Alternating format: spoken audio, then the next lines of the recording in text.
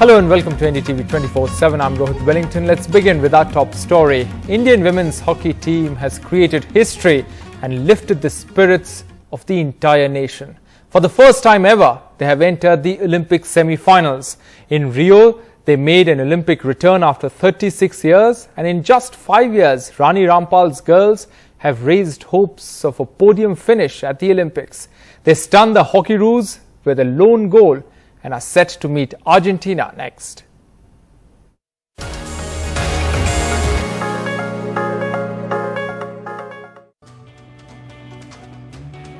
Indian women's hockey team entered history books, stunning three-time Olympic gold medalist Australia to reach the semi-finals for the first time ever. The person behind India's chuck their moment, Gurjeet Kaur, who converted India's lone penalty corner in the 22nd minute, raising her game when it mattered and fulfilling the dream of 1 billion Indians. One of the most stellar performances coming from Savita Punia. The goalkeeper led the Indian defence. She's being called the Great Wall of India. Punia saved 9 shots at the goal by Australians. The Prime Minister called it historic. Former men's team captain called it the biggest upset in history at this stage of the tournament. And a rather funny exchange between the real coach and the real coach. Sjoerd Mourinho, former Dutch player and current India coach, tweeting, "Sorry family, I coming again later." To which Shah Rukh Khan, who played the team coach in Chak De India, saying, "No problem, just bring some gold on your way back for 1 billion family members." Hockey के हमारे दोनों ही teams ने जो शानदार प्रदर्शन किया है उसके लिए बहुत बहुत बधाई, शुभकामनाएं. Back home celebrations, for it's a day like no other. Most of the players coming from humble backgrounds and fighting all odds to reach where no other Indian women's hockey team has gone before. ਸਾਨੂੰ ਬਹੁਤ ਖੁਸ਼ੀ ਦਾ ਮਾਹੌਲ TV ਦੇ ਵਿੱਚ programme ਆਉਂਦੇ ਉਹਦੇ ਵਿੱਚ ਦੇਖ ਕੇ ਸਾਨੂੰ ਪਤਾ ਲੱਗ ਗਿਆ ਵੀ ਗੁਰਜੀਤ ਕੌਰ ਜਿੱਤ ਗਈ. ਕਿਸ ਤਰ੍ਹਾਂ ਮਹਿਸੂਸ ਹੋ ਰਿਹਾ ਜੀ? ਬਹੁਤ ਵਧੀਆ ਜੀ. ਖੁਸ਼ੀਆਂ ਜੀ, ਇੰਨੇ ਪਛੜੇ ਇਲਾਕੇ ਦੇ ਵਿੱਚੋਂ ਜਿੱਥੇ ਬੱਸ ਵੀ ਨਹੀਂ ਆਉਂਦੀ ਜਾਂਦੀ ਤੇ ਇਸ ਪਰਿਵਾਰ ਨੇ ਆਪਣੇ ਮੋਟਰਸਾਈਕਲ ਤੇ ਮੀਂਹ 'ਚ ਹਨੇਰੀ 'ਚ ਧੀ ਨੂੰ ਅੰਮ੍ਰਿਤਸਰ ਤੱਕ ਪਹੁੰਚਾਉਂਦੇ ਰਹੇ, ਖੇਡਣ ਵਾਸਤੇ ਭੇਜਦੇ ਰਹੇ. Celebrations also at Captain Rani Rampal's house. The team's talismanic leader is a cart puller's daughter who began playing with a broken hockey stick as her family couldn't afford a new one. She told Humans of Bombay, an online platform, that her father used to earn 80 rupees a day. अपना भी नाम रोशन किया और सारी India की नाम रोशन किया उसने, तो सबकी बेटियां ऐसे करें. They are the giant killers who march on, undaunted, to take on Argentina in the semis on Wednesday. A win there will not only take them to the summit clash, but also ensure India an Olympic medal in women's hockey, something that's never happened before. An NDTV Bureau Report. Let's now shift focus to the other big story. Across India, schools have begun to reopen. States where the physical classes have now started are Punjab, Maharashtra, Himachal Pradesh, Chhattisgarh, Uttarakhand, Jharkhand, Gujarat, Madhya Pradesh and Telangana. States which will be reopening schools in the near future. They are Andhra Pradesh, where the schools will begin from the 16th of August. In UP, senior schools will reopen from the 16th. And in Bihar, schools will be reopening from the second week of August. Goa as well is likely to reopen schools soon. Now, the states where there's no decision yet on reopening schools are Kerala and Tripura. And now the Delhi government has said that it has got a tremendous response to their plea for asking for suggestions to reopen schools from parents, teachers and students. मैंने suggestions मांगे थे लोगों से और करीब 30-35 हज़ार suggestions आए हैं, तो मैं सबको बहुत केयरफुली पढ़वा रहा हूँ कि उसमें क्या क्या सजेशन लोगों ने दिए हैं. बहुत जल्द आपके सामने रखेंगे कि क्या लोग कह रहे हैं और उसके बेस पे कुछ डिसीजन होगा. ट्रेंड अभी तो मैं सारा देखिए, मैंने जो देखा, मैंने खुद भी मेल पढ़ रहा था, मैं तो ऐसा लग रहा था बहुत लोग चाह रहे हैं. Now, the clinical trial of the vaccines for children is going on, and that vaccine trials are going on at a hospital in Mumbai, but the children are not coming in for those trials where 50 children are needed. Only 5 have registered. A vaccine for children before the third wave has hit a roadblock in Mumbai, with very few children registering. Clinical trial for Zydus Cadila Zycov-D vaccine for the age group of 12 to 17 started from July 13 at Nair Hospital, the first hospital to start testing among children. But of the 50 children needed, only 5 registered and took the first dose. The hospital has set up helplines to clear parents' doubts. Yet, not many have given their consent for testing. Due to skepticism and lack of awareness, parents are inquiring about the clinical trial, but eventually they don't enroll their children into it. We have got only 5 children at present who have taken the first shot of the vaccine. Parents should be more forthcoming in the trial of Zycov-D. Until the trials are completed, the authorities cannot roll it out for children. कोई studies नहीं हुआ है, उसको बच्चे लोग के ऊपर कैसे दे सकते हैं? ऑलरेडी डरा रहे हैं, बच्चे लोग के ऊपर तीसरा लहर आएगा। ये क्या, कहाँ से हम लोग, ये एस्ट्रोलॉजर है, भगवान है, कैसे उनको पता है कि बच्चे लोग के ऊपर आएगा? About a week ago on July 24th, there were even protests in Dadar in Mumbai against trials on children. This BMC data shows 47,104 children have so far tested positive for COVID in Mumbai. 6.41% of total infected patients in the city were under 19. With Pooja Bharadwaj, Joshua Chen for NDTV. The Uttar Pradesh government has announced partial reopening of its schools after Independence Day. But already there has been a significant amount of backlog in the education of children, especially those who go to primary and junior classes in government schools in the state's vast rural areas. In many areas, teachers and parents both feel that their children are lapsing into illiteracy. Alok Pandey, Prabhat Kumar and Vineet Kumar report.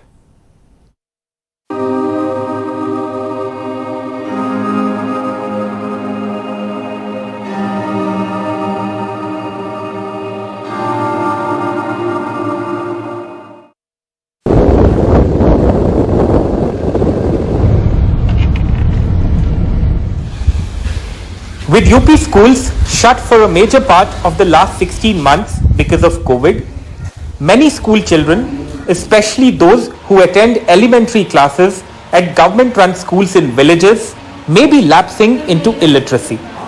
ये जो 16 महीने से school बंद है, उसकी वजह से बच्चों की पढ़ाई पे क्या असर पड़ा? ये है। पढ़ो कुछ भी। चमन है।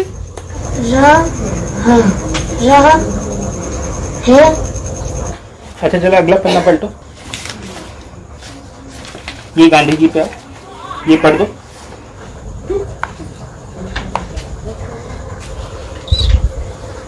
ये पढ़ो।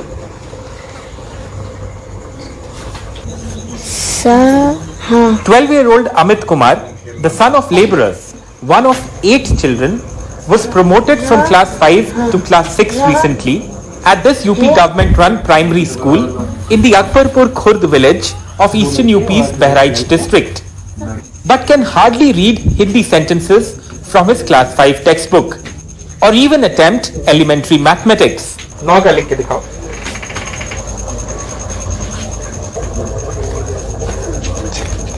क्या 2 का पहाड़ा आता है?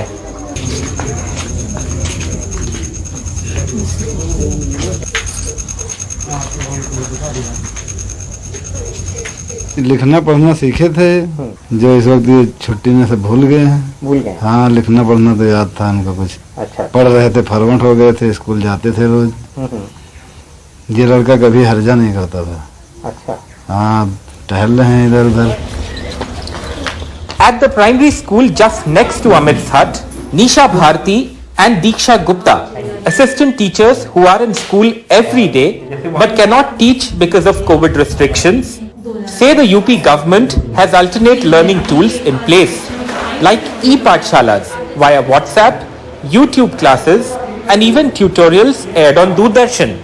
But there is no impact in poor, impoverished villages like this one. Families of just 6 of the 53 enrolled students here have smartphones and just one household has TV. सबसे बड़ी चुनौती तो ये है कि यहाँ पे बच्चों के पास फोन बहुत कम है। फोन है भी तो उनके फोन में रिचार्ज नहीं होता क्योंकि उनके पास इतने पैसे नहीं है। क्लास 1 का बच्चा अगर छोटा लिखने लगे तो ये बहुत बड़ी बात हो जाती है। अब वो बच्चे को हम लोग ऑनलाइन कंटेंट भेज रहे हैं। 5 kilometers away, in the Kaharan Purva Badauli village, a similar story. 12-year-old Seema Kumari, promoted from class 5 to 6, cannot read from a class 4 Hindi textbook. ये पढ़ दो। काया काया कंके गंगा या में ये आने वाले दौर में इसका बहुत ही भयावह स्थिति हो जाएगी। ये इन बच्चों का फ्यूचर खराब हो जाएगा। जब ये पढ़ाई नहीं कर पाएंगे, इनकी बुनियाद ही कमजोर रहेगी, आगे ABCD नहीं इनको मालूम है, छोटा बड़ा नहीं मालूम है, पहाड़ा नहीं मालूम है, तो आगे ये बच्चे क्या तरक्की करेंगे। 450 kilometers away, at this village in eastern UP's remote Sonbhadra district, the story is no different. For 8-year-old Ankur Gaur, a class 5 government school student, and his sister Lakshmi in class 3. Their parents, marginal farmers who cannot afford smartphones or a TV. यहाँ के parents के पास Android mobile available नहीं है, 2-4 के पास है तो net pack नहीं रहता है। हम गांव में भी गए और ये बात भी जो है हमने जो है उनसे कहा कि कम से कम टीवी के माध्यम से देखें। आजकल ये पाठशाला का जो है आयोजन हो रहा है, लेकिन यहाँ लाइट की समस्या रहती है, लाइट नहीं रहती है। A massive 1.8 crore school children study at 1.5 lakh UP government-run schools between classes 1 to 8. The government has announced a partial reopening of schools for senior classes after August 15. But it's not clear when primary and middle schools will open.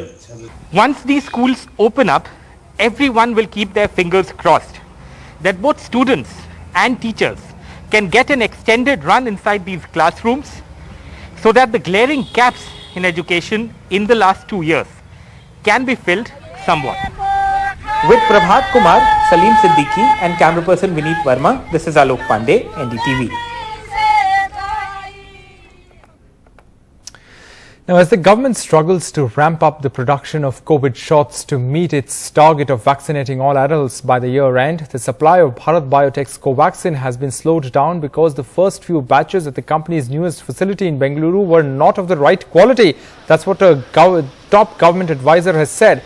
In an exclusive interview to NDTV, COVID task force member N.K. Arora admitted that the government was banking on a much sharper rise in the production of Covaxin, one of the two main vaccines in use in India, but was set back because of the quality issues at what is the company's biggest plant globally. The issues, he says, are now fixed. Arora Saab, that you think, or at least India has projected, that we can meet our requirements with Indian-made vaccines, but as I just put up the numbers, at the moment we are falling, quite short. It's just about 50% of our targets. And one of the big mysteries in this has been particularly the shortfall of Covaxin. And I'd really like to get your help in shedding some light on what is going on with Covaxin.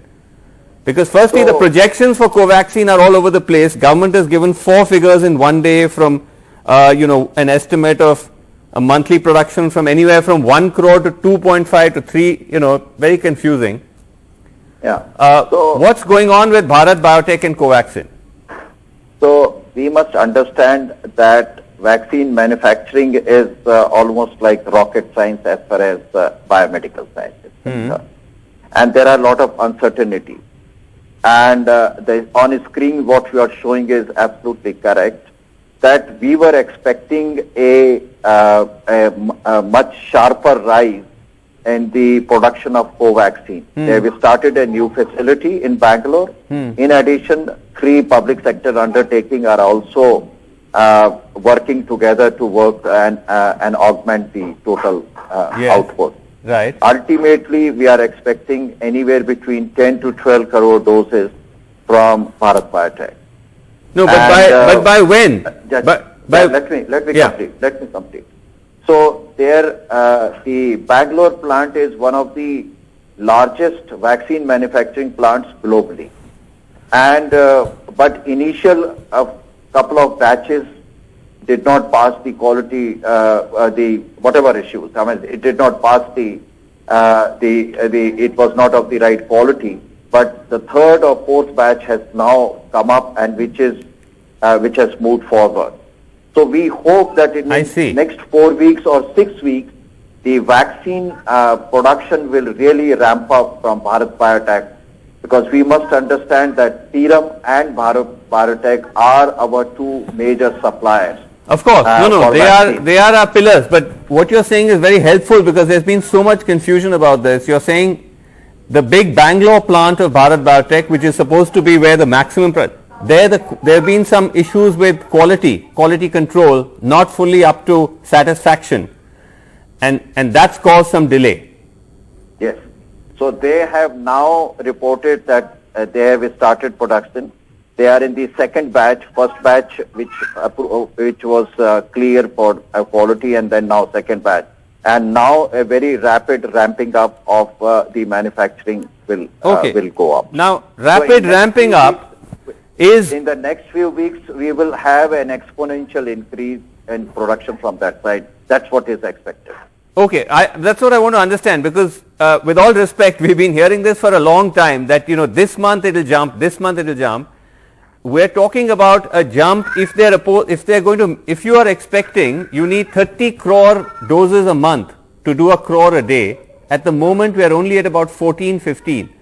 Bharat Biotech will literally have to go from 1 or 2 crores to 10 crores. That's a 5 to 6x jump, Dr. Arora. Is that possible? So, yes, I am given to understand that in next few weeks it is possible that they will increase several fold of their current production. Right, time for a short break. On the other side, Prime Minister Modi launches e-Rupee, the government's digital payment solution. What's that all about? We'll tell you on the other side.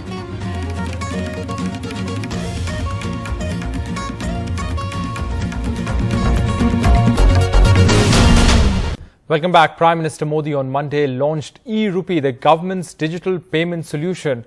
It is a cashless and contactless instrument that's based on QR code or SMS-based e-voucher, which is delivered to the cell phones of beneficiaries. Prime Minister Narendra Modi launching an electronic voucher-based digital payment system, e-Rupee, today. e-Rupee एक तरह से person के साथ-साथ purpose specific भी है. So how does e-Rupee work? e-Rupee is a cashless and contactless digital payments medium. It is delivered to mobile phones of beneficiaries in the form of an SMS or a QR code. It is like a prepaid redeemable gift voucher that does not need credit or debit cards, nor a mobile app or internet banking. Beneficiaries will be identified using the mobile number or voucher allotted by the bank. It can be used for government schemes, and private employers can also use it for various employee welfare schemes. e-Rupee is developed by the National Payments Corporation of India, and the government hopes it will serve India's increasing appetite for digital currency in the future. In Mumbai, this is Purva Chitnis for NDTV. Some disturbing news coming in from Delhi. A 9-year-old girl was allegedly raped and murdered and her body forcibly cremated by her attackers in Delhi.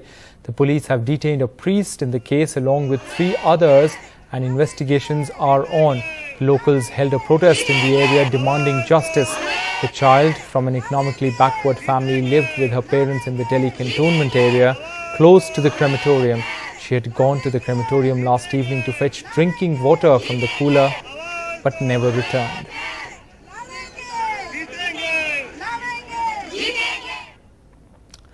Two days after he announced his decision to quit politics and his parliamentary seat, former Union Minister Babul Supriyo has had a rethink on the second one.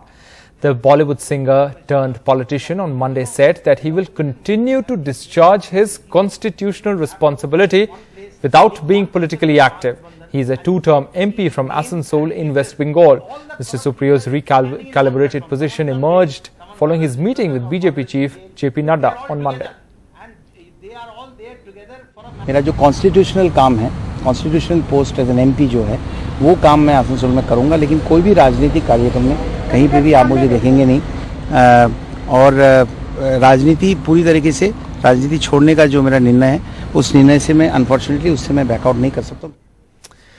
Now, with an eye on the Tripura Assembly elections in 2023, Mamata Banerjee's Trinamool Congress is kicking off its mission Tripura with the party's National General Secretary Abhishek Banerjee flying to capital Agartala on Monday morning. Soon after he landed in Tripura, Abhishek Banerjee tweeted a video where people holding BJP flags could be seen sloganeering and hitting his car with sticks. Go back slogans and blows on his car, BJP Tripura's reception for Abhishek Banerjee. The Trinamool's National General Secretary is in Tripura to take forward Mamata Banerjee's declared agenda, expand the party's footprint in the country and make a full-fledged bid to dislodge the BJP from power in that state in Assembly polls 2023. See the video footage, says the members of parliament. The attack in Tripura made a splash in Rajya Sabha. Derek Saab is a very senior member, you know the norms. Sir, what has happened in Tripura? You know the norms, please.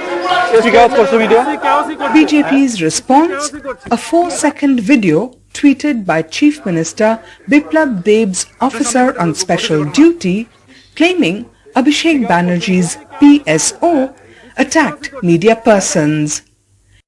In Kolkata, the BJP said such attacks on opposition were routine in Bengal. For the BJP, Tripura is a prestige state where it routed the mighty left in 2018. But after the Bengal elections, the last thing the BJP wants is to let another state slip into the hands of one of its strongest adversaries, Mamata Banerjee. With GD Shankar, Monadeepa Banerjee, NDTV.